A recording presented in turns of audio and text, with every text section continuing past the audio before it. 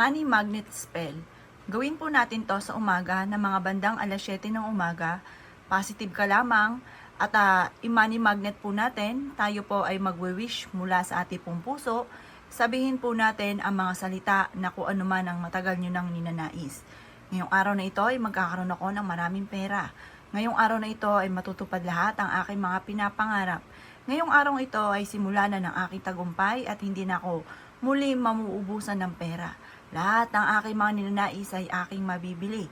Hindi na ako kailanman uutang pa or mababayaran ko na lahat ang aking mga pagkakautang. At magkakaroon ako ng napakaraming pera. Ngayong araw na ito, lahat ng aking mga pangarap ay aking makakamtan. Basta positive ka lamang at gawin niyo po ito ng mga bandang alas 7 ng umaga at walang imposible, lalo-lalo na at sasabayan niyo ito ng sipag at tiyaga. Ang asin ay isa sa mga nag-aalis ng mga negative energy at yan po ay nag-a-attract ng swerte, lalo-lalo na rin tungkol sa usapin ng pera. Ang kulay berde na kandila, ito po ay liwanag ng ating pong buhay tungo sa ating tagumpay. Ito ay bibigyan ng solusyon or liwanag ang lahat ng ating mga pinapangarap or ang ating lahat ng mga wini-wish.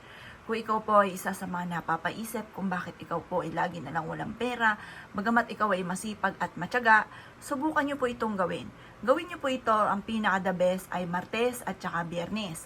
Pero kung ikaw ay abala sa mga ganong araw, gawin nyo ito ng umaga, ng alas 7 ng umaga, lalo-lalo na kung napakaganda ng sinag ng araw sa umaga. Mag-focus ka lamang, maniwala na makakamit ang inyong mga pinapangarap. Walang imposible, lalo-lalo na sa mga taong masisipag at matsatsaga. Kung ikaw ay gagawa ng ganitong mga pamamaraan, masasabi ko lamang, positive ka lamang. Kailangan i-mindset nyo na simula na ito ng tagumpay po ninyo at i-mindset nyo na kayo ay magkakaroon ng maraming pera at mag-goodbye ka na sa lahat ng mga problema mong pinagdadaanan, lalo-lalo na pagdating sa usapin ng kahirapan. Kaya ako ay gagawa ng ganitong mga pamamaraan, asya mga boss. Good luck po sa inyo po lahat.